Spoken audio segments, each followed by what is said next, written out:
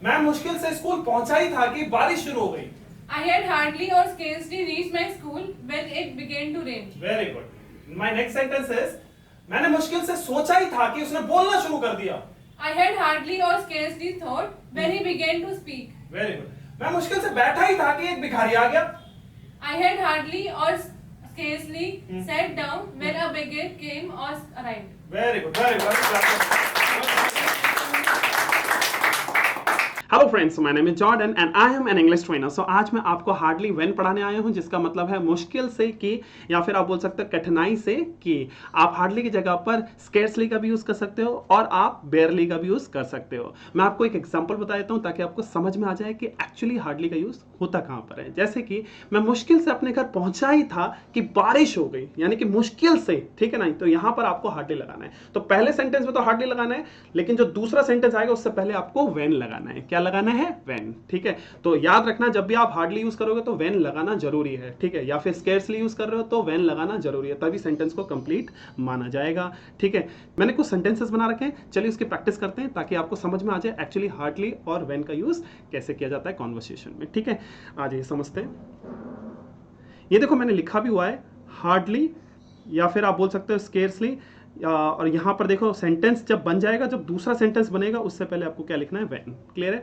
आज ये मैंने मीनिंग भी लिखा हुआ है, ये देखो इसका मीनिंग है मुश्किल से की या फिर कठिनाई से की। ठीक है, तो पहला सेंटेंस क्या है वो देखो, वे मुश्किल से स्कूल पहुंचे ही थे कि बारिश होने लगी। वे मुश्किल से स्कूल पहुंचे ही थे कि बारिश होने लगी। ठीक है, सो मुश्किल से वर्ड आ रहा है ना, इसके वजह से क्या आ जाएगा? हार्डली। चलिए इसका ट्रांसलेशन कर लेते हैं। ये देखो, वे मुश्किल से स्कूल पहुंचे ही थे, तो क्या लिखेंगे? दे had hardly reached the school. तो जो पहला सेंटेंस है उसको आपको बनाना है हैड प्लस वर्ब की थर्ड फॉर्म को यूज करके। मैं यहां लिख भी देता हूं, पहले आपको हैड लिखना है, ठीक है, फिर प्लस हार्डली लिखना है, हार्डली, यानी कि हेड के बाद ही लिखना है हार्डली, या फिर आप स्केर्सली लिख सकते हो, स्केर्सली, या फिर बेयरली भी लिख सकते हो। ठीक है, फिर प्लस वर्ब की थर्ड फॉर्म। ठीक है, याद रखना, समझ में आ गया होगा। तो क्या लिखेंगे? दे had hardly reached the school. अब देखो की वजह से क्या आ जाएगा? व्हेन। ठीक है, बारिश होने लगी तो इट बिगेन टू रेन। ठीक है, तो जो दूसरा सेंटेंस है उसको आपको पास्ट इंडेफिनिट में बनाना है। व्हेन के बाद वाला जो सेंटेंस है उसको आपको पास्ट इंडेफिनिट में बनाना है, और पास्ट इंडेफिनिट में वर्ब के सेकंड फॉर्म का यूज होता है, इसलिए बिगिन का सेकंड फॉर्म है, बिगेन। क्लियर है? तो हम क्या बोलेंगे? They had hardly reached the school when it began to rain. Clear है? सो आई गेस आपको समझ में आ चुका होगा। नेक्स्ट सेंटेंस पढ़ते हैं, आ जाइए। ये देखो, वह मुश्किल से अपने कॉलेज पहुंचे ही थे कि घंटी बज गई। वह मुश्किल से अपने कॉलेज पहुंची ही थी कि घंटी बज गई, यानी कि मुश्किल से आ रहा है सेंटेंस में, तो उसकी वजह से क्या आ जाएगा? हार्डली, या फिर आप लगा सकते हो स्केर्सली। और मैंने बताया था पहला जब सेंटेंस बनाओगे उसको बनाओगे आप हेड प्लस वर्ब की थर्ड फॉर्म को यूज करके, और आप जैसे ही हेड लगाओगे उसके बाद आप स्केर्सली लगाओगे, उसके बाद थर्ड फॉर्म लगाओगे। ठीक है, तो चलिए इसका ट्रांसलेशन कर लेते हैं। शी हैड स्केर्सली, या फिर आप बोल सकते हो हार्डली रीच्ड हर कॉलेज, फिर की वजह से क्या आ जाएगा? व्हेन। ठीक है, अब मैंने बोला कि घंटी बज गई, और मैंने बताया था कि व्हेन के बाद जो सेंटेंस आएगा उसको आप पास्ट इंडेफिनिट में बनाओगे, और पास्ट इंडेफिनिट में वर्ब के सेकंड फॉर्म का यूज होता है।